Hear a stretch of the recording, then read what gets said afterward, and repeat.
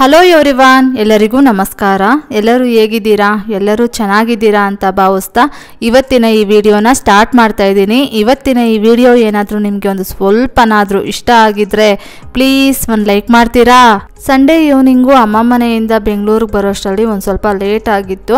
ನನ್ನ ಹಸ್ಬೆಂಡು ಊಟ ಏನು ಬೇಡ ಅಂತಂದ್ರು, ನನಗೂ ಊಟ ಬೇಡ ಅಂತ ಅನಿಸ್ತಾ ಇತ್ತು. ಹಾಗಾಗಿ ಮಾವಿನ ಹಣ್ಣು ಇತ್ತಲ್ವಾ, ಈ ಮಾವಿನ ಹಣ್ಣುಗಳು ನನಗೆ ಜಾಸ್ತಿ ಹಣ್ಣಾಗಿರಬಾರ್ದು, ಹಂಗಂತ ಜಾಸ್ತಿ ಕಾಯಾಗಿರಬಾರ್ದು. ಈ ರೀತಿಯಾಗಿ ಒಂದು ಸ್ವಲ್ಪ ಹಣ್ಣು ಒಂದು ಸ್ವಲ್ಪ ಕಾಯಾಗಿದ್ದರೆ ಅಂಥ ಮಾವಿನಕಾಯಿಗಳು ತಿನ್ನೋದಕ್ಕೆ ತುಂಬ ಇಷ್ಟಪಡ್ತೀನಿ. ಹಾಗಾಗಿ ಸರಿ ಆಯಿತು ಅಂತಂದ್ಬಿಟ್ಟು ಒಂದು ಮಾವಿನ ಹಣ್ಣನ್ನು ಕಟ್ ಮಾಡಿಕೊಂಡು ಅದಕ್ಕೆ ಉಪ್ಪು ಖಾರ ಹಾಕ್ಕೊಂಡು ತಿಂದೆ. ಅದಾದಮೇಲೆ ನಮ್ಮ ಕೆಳಗಿನ ಮನೆಯವರು ಒಂದು ಸ್ವಲ್ಪ ತಿಂಡಿಗಳೆಲ್ಲ ತೊಗೊಂಬಂದು ಕೊಟ್ಟೋಗಿದ್ರಂತೆ. ಏನೇನು ಕೊಟ್ಟಿದ್ದಾರೆ ಅಂತಂದ್ಬಿಟ್ಟು ನೋಡ್ತಾ ಇದ್ದೀನಿ. ಏನೋ ಫಂಕ್ಷನ್ ಮಾಡಿರ್ಬೋದು ಅಂತ ಅಂದ್ಕೊಳ್ತೀನಿ. ಹಾಗಾಗಿ ಎಲ್ಲರಿಗೂ ಒಂದು ಸ್ವಲ್ಪ ತಿಂಡಿಗಳೆಲ್ಲ ಎಲ್ಲ ಮನೆಗೂ ಕೊಟ್ಟಿದ್ದಾರೆ. ಅರಿಶಿನ, ಕುಂಕುಮ, ಆಮೇಲೆ ಒಂದು 5-6 ಥರ ಸ್ವೀಟ್ಸು, ಚಕ್ಲಿ ಎಲ್ಲನೂ ಕೊಟ್ಟಿದ್ದರು. ಆಮೇಲೆ ಇಲ್ಲಿ ಒಂದು ಪಿಪಿನೂ ಕೊಟ್ಟಿದ್ದರು. ಏನಕ್ಕೆ ಕೊಟ್ಟೋದ್ರು ಅಂತ ಗೊತ್ತಿರಲಿಲ್ಲ. ನಾವಿದ್ದಿದ್ರೆ ಕೇಳ್ತಾ ಇದ್ವಿ, ನಾವಿರಲಿಲ್ವಲ್ಲ, ಹಾಗಾಗಿ ಏನಕ್ಕೆ ಕೊಟ್ಟರು ಅಂತಂದ್ಬಿಟ್ಟು ಗೊತ್ತಾಗಲಿಲ್ಲ. ನೆಕ್ಸ್ಟ್ ಇವಾಗ ಸೋಮವಾರ ಬೆಳಗ್ಗೆ ಆ್ಯಸ್ ಯೂಶುವಲ್ ಒಂದು 5:45 ಹಂಗೆ ಎದ್ದು ಫ್ರೆಶ್ ಅಪ್ ಆಗಿ ಇವಾಗ ಒಂದು 6:30 ಹಂಗೆ ಮನೆಯೆಲ್ಲ ಕಸ ಗುಡಿಸ್ತಾ ಇದ್ದೀನಿ. ಸೋಮವಾರ ಅಲ್ವಾ, ಮನೆಯೆಲ್ಲ ಒರೆಸ್ಬೇಕು, ಆಮೇಲೆ ಪೂಜೆ ಮಾಡಬೇಕು ಅಂತಂದ್ಬಿಟ್ಟು ಒಂದು 6:30 ಹಂಗೆ ಮನೆಯೆಲ್ಲ ಕಸ ಗುಡಿಸ್ತಾ ಇದ್ದೀನಿ. ಸೋಮವಾರ ಮಾಡಿರೋ ವಿಡಿಯೋ ಕ್ಲಿಪ್ಪಿಂಗ್ಸ್ ಎಲ್ಲ ನಾನು ಲಾಸ್ಟ್ ವಿಡಿಯೋದಲ್ಲೇ ಶೇರ್ ಮಾಡೋಣ ಅಂತಂದ್ಬಿಟ್ಟು ನಾನು ಎಡಿಟ್ ಮಾಡೋದಕ್ಕೆ ಹಾಕ್ಕೊಂಡಿದ್ದೆ. ಆದರೆ ವಿಡಿಯೋದಂತೂ ತುಂಬ ಜಾಸ್ತಿ ಇತ್ತು, 2 ಅವರ್ ಮೇಲೇ ಇತ್ತು. ಎಡಿಟಿಂಗ್ ಎಲ್ಲ ಮಾಡಿದೆ, ಆದರೆ ಒಂದು 30 ನಿಮಿಷಕ್ಕೇನೋ ನಿಂತ್ಕೊಂತು. ಏನು ಮಾಡಿದ್ರೂ ಕಟ್ ಮಾಡೋದಕ್ಕಾಗಲಿಲ್ಲ ಕೆಲವೊಂದು ವಿಡಿಯೋ ಕ್ಲಿಪ್ಪಿಂಗ್ಸನ್ನು. ಸರಿ ಆಯಿತು, ಸೋಮವಾರದ್ದು ಫುಲ್ಲು ವಿಡಿಯೋಸು ಎಲ್ಲ ತೆಗೆದುಬಿಟ್ಟು ಸಂಡೇದು ಮಾತ್ರ ಹಾಕಿ ವಿಡಿಯೋ ಪೋಸ್ಟ್ ಮಾಡೋಣ, ನೆಕ್ಸ್ಟ್ ವಿಡಿಯೋಗೆ ಇದನ್ನು ಶೇರ್ ಮಾಡಿಕೊಂಡ್ರೆ ಆಯಿತು ಅಂತಂದ್ಬಿಟ್ಟು ಈ ವಿಡಿಯೋ ಕ್ಲಿಪ್ಪಿಂಗ್ಸ್ ಎಲ್ಲ ತೆಗೆದಾಕ್ಬಿಟ್ಟೆ. ಎಷ್ಟು ಸಲ ಎಡಿಟಿಂಗ್ ಮಾಡಿದ್ದೀನಿ ಅಂತಂದರೆ, ಮೊದಲೇ ಈ ಐಡಿಯಾ ಮಾಡಿದರೆ ಎಷ್ಟೊಂದು ಟೈಮ್ ಸೇವ್ ಆಗ್ತಾಯಿತ್ತು ನನಗೆ. ಆದರೆ ನಾನು ಎಲ್ಲ ಮಾಡ್ಕೊಂಡಿದ್ದೀನಲ್ವ, ಒಟ್ಟಿಗೆ ಎಷ್ಟು ಮಾಡಿದ್ದೀನೋ ಅಷ್ಟೂ ಹಾಕ್ಬಿಡೋಣ, ಪೆಂಡಿಂಗ್ ಯಾಕೆ ಇಟ್ಕೊಳ್ಳೋದು ವಿಡಿಯೋ ಕ್ಲಿಪ್ಪಿಂಗ್ಸನ್ನು ಅಂತ ಅಂದ್ಕೊಂಡಿದ್ದೆ. ಆದರೆ ಆಗಲೇ ಇಲ್ಲ. ಸರಿ ಆಯಿತು, ನೆಕ್ಸ್ಟ್ ವಿಡಿಯೋದಲ್ಲಿ ಶೇರ್ ಮಾಡಿಕೊಂಡ್ರೆ ಆಯಿತು ಅಂತಂದ್ಬಿಟ್ಟು ಎಲ್ಲ ಕಟ್ ಮಾಡಿಬಿಟ್ಟೆ ಈ ವಿಡಿಯೋ ಕ್ಲಿಪ್ಪಿಂಗ್ಸ್ ಎಲ್ಲನೂ. ನೆಕ್ಸ್ಟ್ ಇವಾಗ ಮನೆಯೆಲ್ಲ ಕಸ ಗುಡಿಸಿದ್ದಾದಮೇಲೆ ನನ್ನ ಹಸ್ಬೆಂಡು ಹೊರಗಡೆ ಹೋಗಬೇಕಾಗಿತ್ತು. ಸಂಡೇ ಈವ್ನಿಂಗು ಅಮ್ಮ ಮನೆಯಿಂದ, ಅದಕ್ಕೆ ಬೇಗ ಬಂದುಬಿಟ್ವಿ. ಹಾಗಾಗಿ ಅವರೊಂದು 8:30 ಹಂಗೆ ಮನೆ ಬಿಡಬೇಕು ಅಂತ ಹೇಳಿದ್ರು. ಸರಿ ಆಯಿತು, ನಾನಿನ್ನು ಮನೆಯೆಲ್ಲ ಒರೆಸ್ಕೊಂಡು ಪೂಜೆಗೆಲ್ಲ ರೆಡಿ ಮಾಡಿಕೊಂಡು ಪೂಜೆ ಮಾಡಿ ಆಮೇಲೆ ಟಿಫನ್ ಮಾಡೋಷ್ಟರಲ್ಲಿ ಲೇಟ್ ಆಗಿಬಿಡುತ್ತೆ ಇವ್ರಿಗೆ. ಸಂಜೆ ಪೂಜೆ ಮಾಡಿಕೊಂಡ್ರೆ ಆಯಿತು. ಇವ್ರಿಗೆ ಟಿಫನ್ ಎಲ್ಲ ರೆಡಿ ಮಾಡಿಕೊಟ್ಟು ಕಳಿಸ್ಕೊಟ್ಟು ಅದಾದಮೇಲೆ ಉಳಿದಿದ್ದ ಕೆಲಸಗಳನ್ನೆಲ್ಲ ಮಾಡ್ಕೊಂಡು ಹೋಗೋಣ ಅಂತಂದ್ಬಿಟ್ಟು ಟಿಫನ್ ಮಾಡಿ ಅವ್ರಿಗೆ ಕೊಟ್ಟು ನಾನು ಸಹ ಟಿಫನ್ ತಿಂದು ಆಮೇಲೆ ಬಟ್ಟೆಗಳು ಮಷಿನ್ಗೆ ಹಾಕೋದಿತ್ತು. ಆ ಬಟ್ಟೆಗಳನ್ನೆಲ್ಲ ತೊಗೊಂಡೋಗಿ ಮಷಿನ್ಗೆ ಹಾಕಿ ಇವಾಗ ಮನೆಯೆಲ್ಲ ಒರೆಸ್ಕೊಂಬರ್ತಾ ಇದ್ದೀನಿ. ಅಂದರೆ ಬೆಳಗ್ಗೆ ಒಂದು 10 ಗಂಟೆ ಹಂಗೆ ಮನೆ ಒರೆಸ್ತಾ ಇದ್ದೀನಿ. ಮಧ್ಯಾಹ್ನ ಮೇಲೆ ಮನೆ ಒರೆಸಿ ಆಮೇಲೆ ಪೂಜೆಗೆಲ್ಲ ರೆಡಿ ಮಾಡಿಕೊಂಡು ಪೂಜೆ ಮಾಡೋಣ ಅಂತಂದರೆ ಈ ಮಧ್ಯಾಹ್ನ ಮೇಲೆ ಮನೆ ಒರೆಸೋ ಕೆಲಸ ಅಂತೂ ಸಾಗೋದೇ ಇಲ್ಲ. ಹಾಗಾಗಿ ಒಂದು 10 ಗಂಟೆ ಹಂಗೆ ಮನೆ ಒರೆಸೋದಕ್ಕೆ ಸ್ಟಾರ್ಟ್ ಮಾಡಿಕೊಂಡೆ ಅಂತಂದರೆ ಒಂದು 10:45-11 ಗಂಟೆಗೆಲ್ಲ ಮನೆ ಒರೆಸೋದು ಕಂಪ್ಲೀಟ್ ಆಗುತ್ತೆ. ಅದಾದಮೇಲೆ ಇನ್ನು ಉಳಿದಿದ್ದ ಕೆಲಸ ಇರುತ್ತಲ್ವ, ಪಾತ್ರೆಗಳೆಲ್ಲ ವಾಶ್ ಮಾಡೋದು, ಮತ್ತು ಅದಾದಮೇಲೆ ಬಟ್ಟೆಗಳನ್ನ ತೊಗೊಂಡೋಗಿ ಸ್ಟ್ಯಾಂಡ್ ಮೇಲೆ ಒಣಗಾಕೋದು. ನೆಕ್ಸ್ಟ್ ಇನ್ನು ಮಧ್ಯಾಹ್ನ ಅಡುಗೆ ಕೆಲಸ, ಅದಕ್ಕೆಲ್ಲ ಸರಿ ಹೋಗ್ಬಿಡುತ್ತೆ. ಇಲ್ಲ ಅಂತಂದರೆ ಮಧ್ಯಾಹ್ನ ಅಡುಗೆ ಕೆಲಸ ಮತ್ತು ಮನೆ ಒರೆಸೋದು ಇದೆಲ್ಲ ಗಡಿಬಿಡಿ ಕೆಲಸಗಳಾಗ್ಬಿಡುತ್ತೆ ಅಂತಂದ್ಬಿಟ್ಟು ಬೆಳಗ್ಗೆನೇ ಮನೆ ಒರೆಸ್ತಾ ಇದ್ದೀನಿ. ಇವಾಗ ಮನೆ ಒರೆಸಿದ್ದೆಲ್ಲ ಆಯಿತು. ಹಾಗೆ ಕಾರಿಡಾರ್ ಎಲ್ಲ ಒರೆಸಿ ಆಮೇಲೆ ಅಲ್ಲಿ ಗ್ರಿಲ್ಸು, ಗೇಟು ಅದನ್ನೆಲ್ಲ ಒರೆಸಿದ್ದು ವಿಡಿಯೋ ಮಾಡ್ಕೊಳ್ಳೋದಕ್ಕೆ ಹೋಗಲಿಲ್ಲ. ಪ್ರತಿ ಸಲ ವಿಡಿಯೋ ಮಾಡ್ತಾನೆ ಇರ್ತೀನಿ ಅಂತ ಅಂದ್ಬಿಟ್ಟು ಜಸ್ಟ್ ಅಲ್ಲಲ್ಲೊಂದು ವಿಡಿಯೋ ಕ್ಲಿಪ್ಪಿಂಗ್ಸನ್ನು ಮಾಡಿಕೊಂಡೆ. ಇವಾಗ ಮನೆ ಒರೆಸಿದ್ದೆಲ್ಲ ಆಯಿತು. ಆಮೇಲೆ ಬಾಲ್ಕನಿಗಳೆಲ್ಲ ಒರೆಸಿ ಅದಾದಮೇಲೆ ಪಾತ್ರೆಗಳೆಲ್ಲ ವಾಶ್ ಮಾಡಿಟ್ಟು ಇವಾಗ ಬಟ್ಟೆಗಳು ಮಷಿನ್ಗೆ ಹಾಕಿದ್ನಲ್ವ, ಆ ಬಟ್ಟೆಗಳನ್ನೆಲ್ಲ ತೊಗೊಂಬಂದು ಸ್ಟ್ಯಾಂಡ್ ಮೇಲೆ ಒಣಗಾಕಿದೆ. ಬಟ್ಟೆಗಳು ಒಂದು ಸ್ವಲ್ಪ ಜಾಸ್ತಿನೇ ಇತ್ತು. ಹಾಗಾಗಿ ಇವತ್ತು ನನ್ನ ಹಸ್ಬೆಂಡ್ ಬಟ್ಟೆಗಳು ಮಾತ್ರ ಮಷಿನ್ಗೆ ಹಾಕಿ ವಾಶ್ ಮಾಡಿ ಸ್ಟ್ಯಾಂಡ್ ಮೇಲೆ ಒಣಗಾಕೋಣ. ಅದಾದಮೇಲೆ ಇನ್ನು ಬುಧವಾರದ ದಿನ ನನ್ನ ಬಟ್ಟೆಗಳನ್ನು ವಾಶ್ ಮಾಡಿ ಒಣಗಾಕೋಣ ಅಂತಂದ್ಬಿಟ್ಟು ಇವತ್ತು ನನ್ನ ಹಸ್ಬೆಂಡ್ ಬಟ್ಟೆಗಳನ್ನು ಮಾತ್ರ ಮಷಿನ್ಗೆ ಹಾಕಿದ್ದೆ. ಈ ಮನೆ ಒರೆಸೋ ದಿನ ಅಂತೂ ಇಷ್ಟೆಲ್ಲ ಬೆಳಗ್ಗೆನೇ ಮನೆ ಕೆಲಸಗಳನ್ನು ಮುಗಿಸೋಷ್ಟರಲ್ಲಿ ಮಧ್ಯಾಹ್ನ ಮತ್ತೆ ಅಡುಗೆ ಟೈಮ್ ಆಗುತ್ತೆ. ಮನೆ ಒರೆಸೋ ದಿನ ಅಂತೂ ಬ್ಯಾಕ್ ಟು ಬ್ಯಾಕ್ ಕೆಲಸಗಳಿದ್ದೇ ಇರುತ್ತೆ. ಮನೆ ಒರೆಸದೇ ಇರೋ ದಿನ ಒಂದು ಸ್ವಲ್ಪ 1 ಅವರ್ ಆದರೂ ಒಂದು ಸ್ವಲ್ಪ ರೆಸ್ಟ್ ಸಿಗುತ್ತೆ. ನೆಕ್ಸ್ಟ್ ಆಮೇಲೆ ಮಧ್ಯಾಹ್ನ ಅಡುಗೆ ಮಾಡಿರೋ ವಿಡಿಯೋ ಕ್ಲಿಪ್ಪಿಂಗ್ಸ್ ಏನು ಮಾಡ್ಕೊಳ್ಳೋದಕ್ಕೆ ಹೋಗಲಿಲ್ಲ. ಇಷ್ಟಕ್ಕೆ ವಿಡಿಯೋ ಎಂಡ್ ಮಾಡೋಣ ಅಂತ ಅಂದ್ಕೊಂಡಿದ್ದೆ. ಆಮೇಲೆ ಸೋಮವಾರ ಮುಸ್ಸಂಜೆ ಪೂಜೆ ಮಾಡ್ತಾ ಇದ್ನಲ್ವಾ, ಒಂದೆರಡು ವಿಡಿಯೋ ಕ್ಲಿಪ್ಪಿಂಗ್ಸನ್ನು ಮಾಡ್ಕೊಳ್ಳೋಣ ಪೂಜೆ ಮಾಡ್ತಾ ಇರೋದು ಅಂತಂದ್ಬಿಟ್ಟು ಪೂಜೆಗೆ ರೆಡಿ ಮಾಡಿಕೊಂಡು ಪೂಜೆ ಮಾಡಿರೋ ವಿಡಿಯೋ ಕ್ಲಿಪ್ಪಿಂಗ್ಸನ್ನು ಮಾಡ್ಕೊಂಡಿದ್ದೀನಿ ಅಷ್ಟೇ. ಆಮೇಲೆ ನನಗೆ ಕೆಲವೊಂದು ಸಲ ದೇವ್ರ ಪೂಜೆಗೆ ರೆಡಿ ಮಾಡಿ ದೇವ್ರ ಪೂಜೆ ಮಾಡ್ತಾ ಇರಬೇಕಾದ್ರೆ ಅನಿಸ್ತಾ ಇರುತ್ತೆ, ನಾವು ಎಷ್ಟೇ ಕಷ್ಟಪಟ್ಟರು ಬುದ್ಧಿವಂತರಾದರೂ ಸಹ ದೈವ ಬಲ ಅನ್ನೋದು ನಮಗೆ ಬೇಕೇ ಬೇಕಲ್ವಾ. ಆ ದೈವ ಬಲ ಅನ್ನೋದು ನಮ್ಮ ಜೊತೆಗೊಂದಿದ್ರೆ ಸಾಕು, ನಾವು ಪಟ್ಟ ಕಷ್ಟಕ್ಕೂ ಪ್ರತಿಫಲ ಸಿಗುತ್ತೆ. ಹಾಗೆ ನಾವು ಏನಾದರೂ ಬುದ್ಧಿವಂತಿಕೆ ಮಾಡಿದ್ರೆ ಅದು ಸಹ ನಮಗೆ ಉಳಿತಾಯ ಆಗಿ ಸೇವಿಂಗ್ಸ್ ಆಗೋದು ಅಲ್ವಾ. ಆ ದೈವ ಬಲ ಅನ್ನೋದು ನಮ್ಮ ಜೊತೆಗಿಲ್ಲ ಅಂತಂದರೆ ನಾವೆಷ್ಟೇ ಕಷ್ಟಪಟ್ಟರು ಅದು ವ್ಯರ್ಥನೆ. ಆಮೇಲೆ ನಾವೆಷ್ಟೇ ಬುದ್ಧಿವಂತಿಕೆ ಮಾಡಿದ್ರೂ ವ್ಯರ್ಥನೆ ಅಂತಂದ್ಬಿಟ್ಟು ಅನಿಸ್ತಾ ಇರುತ್ತೆ. ಕೆಲವೊಂದು ಸಲ ನನಗೆ ಆ ರೀತಿಯಾಗಿ ಅನಿಸ್ತಾ ಇರುತ್ತೆ. ಇದ್ರ ಬಗ್ಗೆ ನೀವೇನಂತೀರಾ ಅಂತಂದ್ಬಿಟ್ಟು ನನಗೆ ಕಮೆಂಟ್ ಬಾಕ್ಸಲ್ಲಿ ಕಮೆಂಟ್ ಮಾಡಿ. ನೆಕ್ಸ್ಟ್ ಇವಾಗ ಮೊದಲಿಗೆ ದೇವ್ರ ಮನೆಯಲ್ಲಿ ದೇವ್ರ ಪೂಜೆಗೆಲ್ಲ ರೆಡಿ ಮಾಡಿದ್ದಾಯಿತು. ಇವಾಗ ಇಲ್ಲಿ ಹೊಸ್ಲೊರೆಸಿ ಹೊಸ್ಲಿಗೆ ಅರ್ಶಿನ ಕುಂಕುಮ ಇಟ್ಟು ಹೊಸ್ಲ ಮೇಲೆ ರಂಗೋಲಿಯನ್ನು ಹಾಕ್ತಾ ಇದ್ದೀನಿ. ನನಗಂತೂ ಮುಸ್ಸಂಜೆ ಪೂಜೆ ಮಾಡೋದು ಅಂತಂದರೆ ತುಂಬ ಇಷ್ಟ. ಆದರೆ ನನ್ನ ಹಸ್ಬೆಂಡ್ ಮಾತ್ರ ಬೆಳಗ್ಗೆನೇ ಪೂಜೆ ಮಾಡಿಬಿಡು ಅಂತ ಹೇಳ್ತಾ ಇರ್ತಾರೆ. ಅದಲ್ಲದೆ ಬೆಳಗ್ಗೆ ಆದರೆ ಅವರು ದೀಪ ಬೆಳಗ್ಗೆ ಪೂಜೆ ಮಾಡ್ತಾರೆ. ಸಂಜೆ ಟೈಮು ಅಂತಂದರೆ ನಾನೇ ದೀಪ ಬೆಳಗ್ಗೆ ಪೂಜೆ ಮಾಡಬೇಕಾಗುತ್ತೆ. ಹಾಗಾಗಿ ಸರಿ ಆಯಿತು ಅಂತಂದ್ಬಿಟ್ಟು ಆದಷ್ಟು ನಾನು ಬೆಳಗ್ಗೆ ಟೈಮೇ ಪೂಜೆ ಮುಗಿಸ್ಬಿಡ್ತೀನಿ. ಅದಲ್ಲದೆ ಬೆಳಗ್ಗೆ ಟೈಮ್ ಪೂಜೆ ಮಾಡಿದ್ದೀವಿ ಅಂತಂದರೆ ಕೆಲಸಗಳೆಲ್ಲ ಒಂಥರ ಕಂಪ್ಲೀಟ್ ಆದಂಗೆ ಆಗುತ್ತೆ. ಸಂಜೆ ಟೈಮು ಪಾರ್ಕ್ಗೆ ಹೋಗೋದಕ್ಕೆ ಇಲ್ಲಾಂದರೆ ವಾಕ್ ಮಾಡೋದಕ್ಕೆಲ್ಲ ಟೈಮ್ ಸಿಗುತ್ತೆ. ಸಂಜೆ ಟೈಮ್ ಇಟ್ಕೊಂಡಿದ್ದೀವಿ ಅಂತಂದರೆ ಎಲ್ಲೂ ಹೊರಗಡೆನೇ ಹೋಗೋದಕ್ಕಾಗೋದಿಲ್ಲ.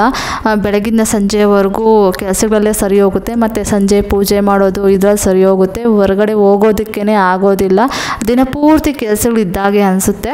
ಹಾಗಾಗಿ ನಾನು ಆದಷ್ಟು ಬೆಳಗ್ಗೆ ಟೈಮೇ ಪೂಜೆಯನ್ನು ಮಾಡಿಬಿಡ್ತೀನಿ. ಯಾವಾಗಲಾದರೂ ಈ ರೀತಿಯಾಗಿ ಏನಾದರೂ ಕೆಲಸಗಳು ಬಿದ್ದಾಗ ಸಂಜೆ ಮುಸ್ಸಂಜೆ ಟೈಮಲ್ಲಿ ಪೂಜೆಯನ್ನು ಮಾಡ್ತೀನಿ. ಆಮೇಲೆ ನನಗೆ ಯಾವಾಗಲೂ ಅಷ್ಟೇ ಪೂಜೆ ಮಾಡಿದ್ರೆ ಸೂರ್ಯೋದಯಕ್ಕಿಂತ ಮುಂಚೆ ಪೂಜೆ ಮಾಡೋದಕ್ಕೆ ಇಷ್ಟ ಆಗುತ್ತೆ. ಇಲ್ಲ ಅಂತಂದರೆ ಮುಸ್ಸಂಜೆ ಹೊತ್ತಲ್ಲಿ ಪೂಜೆ ಮಾಡೋದಕ್ಕೆ ಇಷ್ಟ ಆಗುತ್ತೆ. ಒಂದು 11 ಗಂಟೆ ಮೇಲೆ ಪೂಜೆ ಮಾಡ್ತೀನಿ ಅಂತಂದರೆ ಅಷ್ಟಾಗಿ ನನಗೆ ಇಷ್ಟನೇ ಆಗೋದಿಲ್ಲ. ಅದಕ್ಕೆ ನಾನು ಒಂದು 9:30 ಇಲ್ಲ ಅಂತಂದರೆ 10 ಗಂಟೆ ಈ ಟೈಮಲ್ಲೇ ಪೂಜೆ ಮಾಡಿಬಿಡ್ತೀನಿ. ಅದರಲ್ಲೂ ಸಮ್ಮರಲ್ಲಿ 11 ಗಂಟೆ ಮೇಲೆ ಪೂಜೆ ಮಾಡ್ತೀವಿ ಅಂತಂದರೆ ಏನೋ ಮಠ ಮಧ್ಯಾಹ್ನದಲ್ಲಿ ಪೂಜೆ ಮಾಡ್ತಾ ಇದ್ದೀವಿ ಏನೋ ಅನ್ನೋ ರೀತಿಯಾಗಿ ಫೀಲಿಂಗ್ಸ್ ಆಗ್ತಾ ಇರುತ್ತೆ.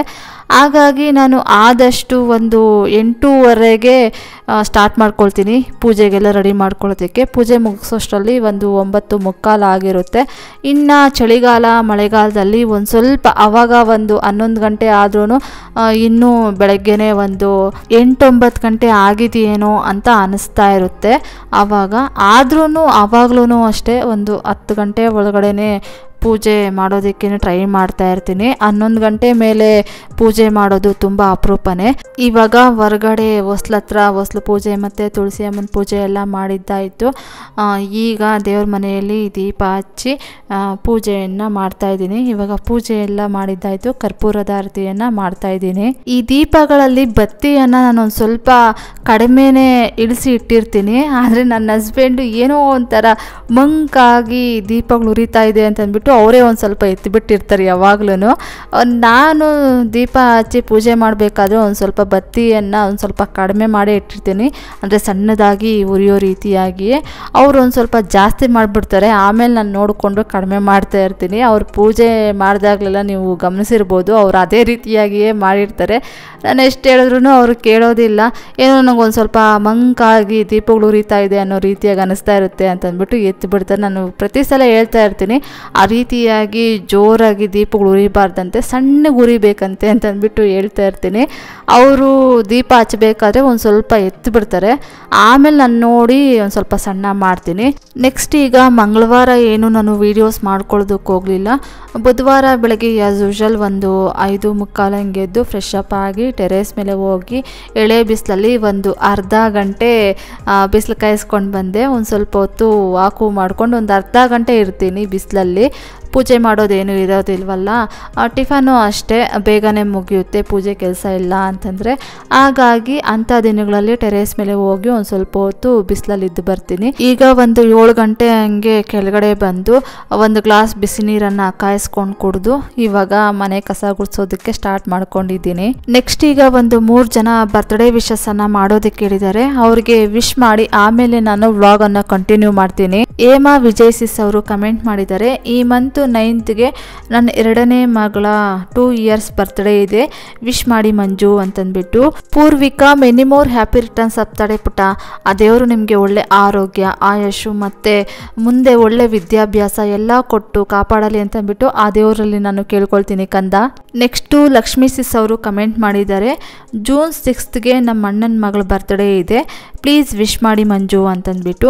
Shweta many more happy returns of the day. ಅಪ್ಪ ಆ ದೇವರು ನಿಮಗೆ ಒಳ್ಳೆ ಆರೋಗ್ಯ ಆಯುಷು ಒಳ್ಳೆ ವಿದ್ಯಾಭ್ಯಾಸ ಎಲ್ಲ ಕೊಟ್ಟು ಕಾಪಾಡಲಿ ಅಂತಂದ್ಬಿಟ್ಟು ಆ ದೇವರಲ್ಲಿ ನಾನು ಕೇಳ್ಕೊಳ್ತೀನಿ ಅಪ್ಪ. ಇನ್ನು ಕೊನೆಯದಾಗಿ ಲಕ್ಷ್ಮೀ ಮಂಜು ಸಿಸ್ ಅವರು ಕಮೆಂಟ್ ಮಾಡಿದ್ದಾರೆ, June 6th ನನ್ನ ಮಗಳ ಬರ್ತ್ಡೇ ಇದೆ, ಪ್ಲೀಸ್ ವಿಶ್ ಮಾಡಿ ಅಂತಂದ್ಬಿಟ್ಟು. Sahana many more happy returns of the day. ಅಪ್ಪ ಆ ದೇವರು ನಿಮಗೆ ಒಳ್ಳೆ ಆರೋಗ್ಯ ಆಯುಷು ಮತ್ತು ಒಳ್ಳೆ ವಿದ್ಯಾಭ್ಯಾಸ ಎಲ್ಲ ಕೊಟ್ಟು ಕಾಪಾಡಲಿ ಅಂತಂದ್ಬಿಟ್ಟು ಆ ದೇವರಲ್ಲಿ ನಾನು ಕೇಳ್ಕೊಳ್ತೀನಿಮ್ಮ. ಆಮೇಲೆ ಈ ವಾತಾವರಣ ಅಂತೂ ಯಾವಾಗ ಹೆಂಗಿರುತ್ತೆ ಅಂತಂದ್ಬಿಟ್ಟು ಹೇಳೋದಕ್ಕೇ ಬರ್ತಾ ಇಲ್ಲಲ್ವಾ. ಮೊನ್ನೆ ಒಂದು ವಾರದಿಂದ ಎಷ್ಟೊಂದು ಚಳಿ ಅಂತ ಅನ್ನಿಸ್ತಾ ಇತ್ತಲ್ವ, ಒಂದು ವಾರ ಸೂರ್ಯನೇ ಸರಿಯಾಗಿ ಕಾಣಿಸ್ತಾ ಇರಲಿಲ್ಲ. ಇವಾಗಂತೂ ಬೆಳಗ್ಗೆನೇ ಒಂದು 7 ಗಂಟೆ 7:30ಗೆ ಶಾರ್ಪ್ ಬಿಸಿಲು ಬೀಳೋದಕ್ಕೆ ಸ್ಟಾರ್ಟ್ ಆಗುತ್ತೆ ಅಲ್ವಾ. ಇನ್ನು ಮಧ್ಯಾಹ್ನ ಟೈಮ್ ಒಂದು ಸ್ವಲ್ಪ ಲೈಟಾಗಿ ಸೆಕೆ ಅನ್ನೋದು ಆಗ್ತಾ ಇರುತ್ತೆ ಅಲ್ವಾ. ಒಂದು ವಾರದಿಂದ ಬೆಳಗ್ಗೆನೇ ಒಂಥರ ಜಡಿ ಮಳೆ ಬೀಳೋ ಥರ ಆಗ್ತಾ ಇತ್ತು, ಬಟ್ಟೆಗಳನ್ನೋದು ಸರಿಯಾಗೇ ಒಣಗ್ತಾ ಇರಲಿಲ್ಲ. ಇವಾಗಂತೂ ಒಂದು 7 ಗಂಟೆ 7:30ಗೆ ಎಷ್ಟೊಂದು ಜೋರು ಬಿಸಿಲು ಅನ್ನೋದು ಇರುತ್ತೆ ಅಲ್ವಾ. ಒಂದೊಂದು ಸಲ ಅನಿಸ್ತಾ ಇರುತ್ತೆ ಅಲ್ವಾ, ಈ ನಮ್ಮ ಪ್ರಕೃತಿ ಮುಂದೆ ನಾವೇನೇನೂ ಇಲ್ಲ, ನಾವೇನು ಕಂಡಿಡಿದ್ರು ನಾವೇನೇ ಏನು ಮುಂದಕ್ಕೆ ಹೋದ್ರೂ ಸಹಿತ ಪ್ರಕೃತಿ ಅನ್ನೋದು ನಮಗೆ ಸಪೋರ್ಟ್ ಮಾಡಲಿಲ್ಲ ಅಂತಂದರೆ ನಾವೇನೇನೂ ಇಲ್ಲ ಅಂತಂದ್ಬಿಟ್ಟು ಅನಿಸ್ತಾ ಇರುತ್ತೆ ಅಲ್ವಾ. ಇವಾಗ ಮನೆಯೆಲ್ಲ ಕಸ ಗುಡಿಸಿದ್ದಾಯಿತು, ಬಟ್ಟೆಗಳು ಮಷಿನ್ಗೆ ಹಾಕೋದಿತ್ತು. ಸೋಮವಾರ ನನ್ನ ಹಸ್ಬೆಂಡ್ ಹಾಕಿದ್ದೆ, ಇವತ್ತೆಲ್ಲ ನನ್ನ ಬಟ್ಟೆಗಳನ್ನು ಮಷಿನ್ಗೆ ಹಾಕ್ತಾ ಇದ್ದೀನಿ. ಇಲ್ಲಿ ಗ್ರಿಲ್ಸ್ ಮೇಲೆ ನೋಡ್ತಾ ಇರ್ಬೋದು ಇಟ್ಕೋಲು ಮತ್ತು ಮೆಟ್ಕೋಲನ್ನು ಇಟ್ಟಿದ್ದೀನಿ. ಇದನ್ನು ನಮ್ಮ ಮನೆ ಗೃಹ ಪ್ರವೇಶ ಟೈಮಲ್ಲಿ ಅಮ್ಮ ಅವ್ರು ತೊಗೊಂಬಂದಿದ್ದು ಶಾಸ್ತ್ರಕ್ಕೆ ಅಂತಂದ್ಬಿಟ್ಟು ಅಲ್ಲಿಂದ ತೊಗೊಂಬಂದಿದ್ರು. ಹಸಿ ಕಡ್ಡಿ ಏನೋ ಅಂತ ಅಂದ್ಕೊಳ್ತೀನಿ, ಹಾಗಾಗಿ ನಾನು ಲಾಫ್ಟಲ್ಲಿ ಇಟ್ಟಿದ್ದೆ, ಇರಲಿ ಯಾವಾಗಲಾದರೂ ಕೆಲಸಕ್ಕೆ ಬರುತ್ತೇನೋ ಅಂತಂದ್ಬಿಟ್ಟು. ಇದು ಚಿಗುರೆ ಮರದ್ದು ಕಡ್ಡಿ ಅಂತೆ, ಇಟ್ಟು ತೋಳ್ಸೋದಕ್ಕೆಲ್ಲ ಆ ಕಡ್ಡಿಗಳನ್ನೇ ಯೂಸ್ ಮಾಡೋದಂತೆ. ಹಾಗಾಗಿ ಯಾವಾಗಲಾದರೂ ಏನಕ್ಕಾದರೂ ಯೂಸ್ ಆಗುತ್ತೆ ಅಂತಂದ್ಬಿಟ್ಟು ಹಂಗೆ ಇಟ್ಟಿದ್ದೆ. ಆದರೆ ಇದು ಹಸಿ ಕಡ್ಡಿ ಆಗಿತ್ತೋ ಏನೋ ಗೊತ್ತಿಲ್ಲ. ಈ ಕೋಲುಗಳೊಳಗಡೆ ಹುಳ ಸೇರಿಕೊಂಡು ಯಾವಾಗಲೂ ನನಗೆ, ಅಂದರೆ ನಾನು ಚಿಮ್ನಿ ಮೇಲೇ ಇಟ್ಟಿದ್ದೆ ಲಾಫ್ಟಲ್ಲಿ, ಯಾವಾಗಲೂ ನನಗೆ ಈ ಮರ ಕಡಿಯೋ ಸೌಂಡು ಇಲ್ಲ ಅಂತಂದರೆ ವೈರ್ ಕಟ್ ಮಾಡೋ ಸೌಂಡು ಕೇಳಿಸ್ತಾ ಇತ್ತು.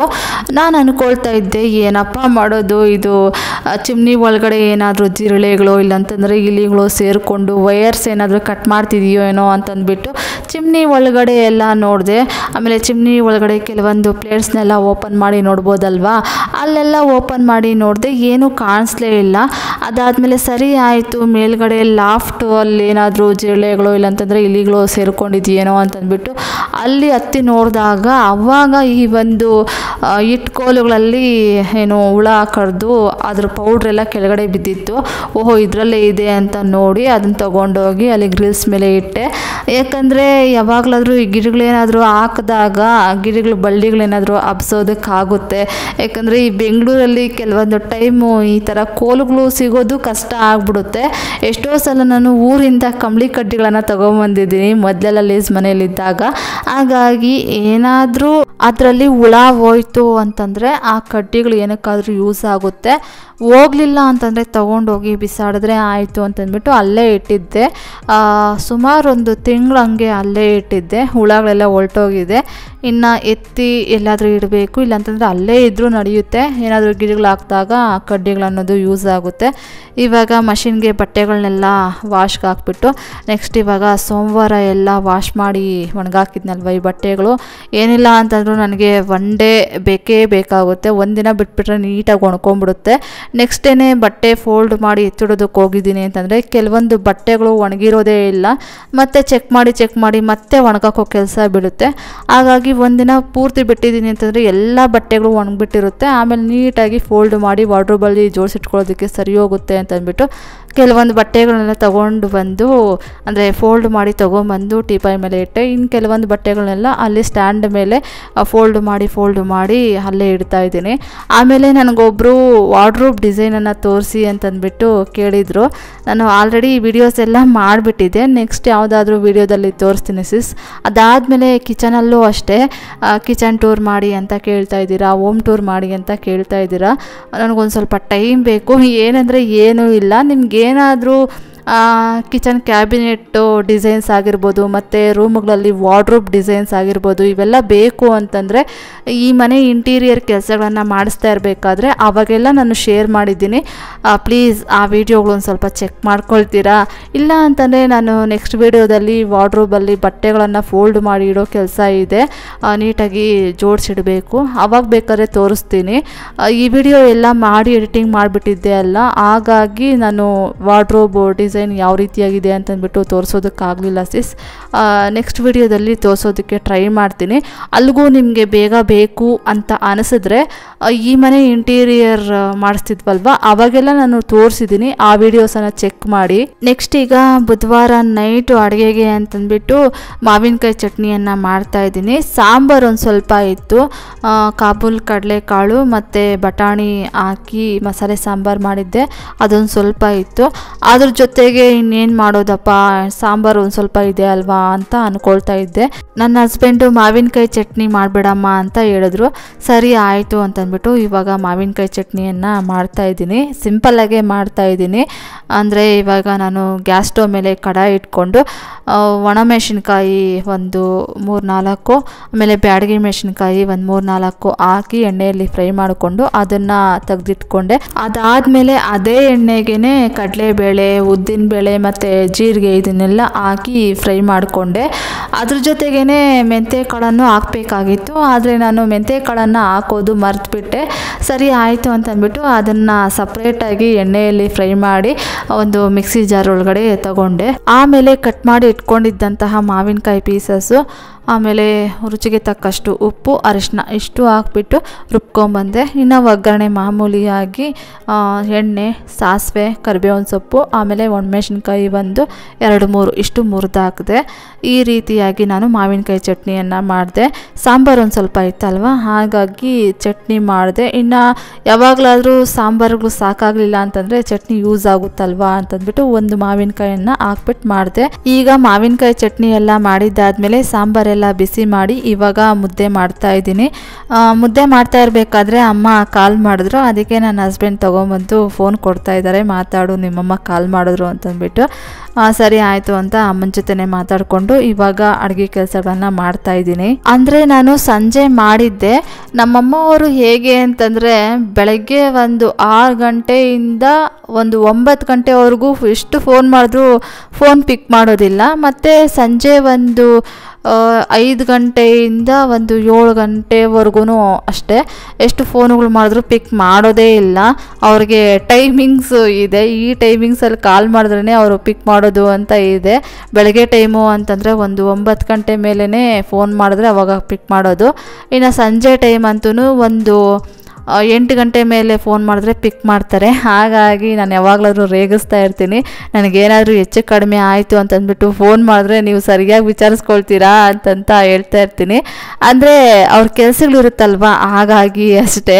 ಅಂಥ ಟೈಮಲ್ಲಿ ಏನಾದರೂ ಇಂಪಾರ್ಟೆಂಟ್ ವಿಷಯಗಳನ್ನು ಹೇಳಬೇಕು ಅನ್ನೋ ಟೈಮಲ್ಲಿ ನಾನು ತಮ್ಮನಿಗೆ ಕಾಲ್ ಮಾಡಿಬಿಡ್ತೀನಿ, ಅವನು ಎತ್ತಿ ಮಾತಾಡ್ತಾನಲ್ವ. ಹಾಗಾಗಿ ಅಮ್ಮನಿಗಂತೂ ಮಾಡೋಕ್ಕೆ ಹೋಗೋದಿಲ್ಲ, ಅವ್ರಿಗೆ ಕೆಲಸಗಳಲ್ಲೇ ಬ್ಯುಸಿ ಆಗಿಬಿಟ್ಟಿರ್ತಾರೆ. ಅವ್ರು ಫ್ರೀ ಆದಾಗ ಅವರೇ ಮಾಡ್ತಾರೆ ಮಾಡ್ತಾರಲ್ವಾ ಅಂತಂದ್ಬಿಟ್ಟು ನಾನು ಯಾವಾಗಲೂ ಯಾರಿಗೂ ಕಾಲ್ ಮಾಡೋದಕ್ಕೇ ಹೋಗೋದಿಲ್ಲ. ಅಂದರೆ ಅಮ್ಮಂಗಾಗಿರ್ಬೋದು ಮತ್ತು ತಮ್ಮನಿಗಾಗಿರ್ಬೋದು ಅವ್ರಿಗೆ ಯಾರಿಗೂ ಕಾಲ್ ಮಾಡೋದಿಲ್ಲ. ಅವ್ರು ಫ್ರೀ ಆದಾಗ ಅವರೇ ಕಾಲ್ ಮಾಡ್ತಾರಲ್ವಾ, ಯಾಕೆ ಸುಮ್ಮನೆ ಪಾಪ ಅವ್ರ ಕೆಲಸಗಳಿಗೆ ಡಿಸ್ಟರ್ಬ್ ಮಾಡೋದು ಅಂತಂದ್ಬಿಟ್ಟು ನಾನು ಸುಮ್ಮನೆ ಆಗ್ಬಿಟ್ಟಿರ್ತೀನಿ. ಅವ್ರು ಕಾಲ್ ಮಾಡಿದಾಗ ಮಾತಾಡ್ತಾ ಇರ್ತೀನಿ. ನೆಕ್ಸ್ಟ್ ಈಗ ಮುದ್ದೆ ಎಲ್ಲ ತೊಳಸಿ ಉಂಡೆ ಮಾಡಿ ಎಲ್ರಿಗೂ ಊಟಕ್ಕೆ ಇಟ್ಕೊಟ್ಟು ನಾನು ಊಟ ಮಾಡಿ ಇವಾಗ ಪಾತ್ರೆಗಳೆಲ್ಲ ವಾಶ್ ಮಾಡ್ತಾ ಇದ್ದೀನಿ. ಹಾಗೆ ನನಗೆ ಕೆಲವರು ಕಮೆಂಟ್ ಮಾಡ್ತಾ ಇರ್ತೀರ 3 ಮುದ್ದೆಗಳನ್ನು ಮಾಡಬೇಡಿ ಮಂಜು ಅಂತಂದ್ಬಿಟ್ಟು. ನಮ್ಮ ಮನೆಯಲ್ಲಿರೋದು 3 ಜನ, ಇನ್ನೇನು ಮಾಡೋದು, 3 ಮುದ್ದೆಗಳನ್ನು ಮಾಡಲೇಬೇಕಲ್ವಾ. ಇನ್ನು ಒಂದು ಸ್ವಲ್ಪ ಅಂದರೆ ಕೊನೆಯದಾಗಿ ನಾನು ಊಟ ಮಾಡ್ತೀನಲ್ವ, ಆವಾಗ ನನ್ನ ಮುದ್ದೆಯಲ್ಲಿ ಒಂದು ತುತ್ತಷ್ಟು ಮುದ್ದೆಯನ್ನು ಮುರಿದು ಹಿಟ್ಟಿನ ಪಾತ್ರೆಯಲ್ಲಿ ಹಾಕಿರ್ತೀನಿ. ಹಿಟ್ಟಿನ ಪಾತ್ರೆಯಲ್ಲಿ ಖಾಲಿ ಬಿಡಬಾರ್ದಂತಲ್ವ, ಹಾಗಾಗಿ ಹಿಟ್ಟಿನ ಪಾತ್ರೆಯೆಲ್ಲ ಹಾಕ್ತೀನಿ. ಇವಾಗ ಪಾತ್ರೆಗಳೆಲ್ಲ ವಾಶ್ ಮಾಡಿದ್ದಾದಮೇಲೆ ಕಿಚನ್ನು ಹಂಗೆ ಕ್ಲೀನ್ ಮಾಡಿದೆ. ನೆಕ್ಸ್ಟ್ ಇವಾಗ ಇನ್ನೇನು ಹುಣ್ಣಿಮೆ ಹತ್ರ ಬರ್ತಾ ಇದೆ ಅಲ್ವಾ, ಆಕಾಶದಲ್ಲಿ ಚಂದ್ರ ತುಂಬ ಚೆನ್ನಾಗಿ ಕಾಣ್ತಾ ಇರ್ತಾರೆ. ನಮ್ಮ ರೂಮಲ್ಲಿ ಮಂಚದ ಮೇಲೆ ಮಲಗಿದಾಗ ಆಕಾಶದಲ್ಲಿ ಚಂದ್ರ ಚೆನ್ನಾಗಿ ಕಾಣ್ತಾ ಇರ್ತಾರೆ ಹುಣ್ಣಿಮೆ ಹತ್ರ ಬರ್ತಾ ಇರಬೇಕಾದ್ರೆ. ಹಾಗಾಗಿ ಮಲ್ಕೊಂಡು ಹಾಗೇ ಒಂದು ವಿಡಿಯೋನ ಮಾಡಿಕೊಂಡೆ. ನೆಕ್ಸ್ಟ್ ಇವಾಗ ಶುಕ್ರವಾರ ಬೆಳಗ್ಗೆ ಎಲ್ಲ ಕೆಲಸ ಮುಗಿಸಿ ನಮ್ಮ ಪಕ್ಕದ ಮನೆಯವರು ಅವರು ತಂಗಿ ಮದುವೆ ಇದೆ, ಒಂದು ವಾರ ಬರೋದಿಲ್ಲ ಅಂತಂದ್ಬಿಟ್ಟು ಅವ್ರ ಮನೆಯಲ್ಲಿರೋ ಅಕ್ವೇರಿಯಂನ ತೊಗೊಂಬಂದು ನಮ್ಮ ಕೈಗೆ ಕೊಟ್ಟೋಗಿದ್ರು. ಮೀನುಗಳಿಗೊಂದು ಸ್ವಲ್ಪ ಊಟ ಹಾಕಿ ನಾವು ಬರೋವರೆಗೂ ಅಂತಂದ್ಬಿಟ್ಟು. ಸಂಡೇ ಏನೋ ಕೊಟ್ಟಿದ್ದು ಅವರು. ಇನ್ನು ಸಂಡೇಯಿಂದ ಅದೇ ನೀರಿತ್ತು ಅಂತಂದರೆ ಸ್ಮೆಲ್ ಬರುತ್ತೆ ಮತ್ತು ಮೀನುಗಳಿಗೂ ತೊಂದರೆ ಆಗುತ್ತಲ್ವಾ, ಈ ಅಕ್ವೇರಿಯಂನ ಒಂದು ಸ್ವಲ್ಪ ಕ್ಲೀನ್ ಮಾಡಿಡೋಣ ಅಂತಂದ್ಬಿಟ್ಟು ಕ್ಲೀನ್ ಮಾಡ್ತಾಯಿದ್ದೀನಿ. ಇದಾಗಿತ್ತು ಫ್ರೆಂಡ್ಸ್ ಇವತ್ತಿನ ಈ ವಿಡಿಯೋ ಏನಾದರೂ ನಿಮಗೆ ಒಂದು ಸ್ವಲ್ಪನಾದರೂ ಇಷ್ಟ ಆಗಿದ್ದರೆ, ಮೋಟಿವೇಶನ್ ಅನಿಸಿದರೆ, please do like, share, comment and subscribe to my channel. Thank you for watching my video. Have a nice day. Bye bye.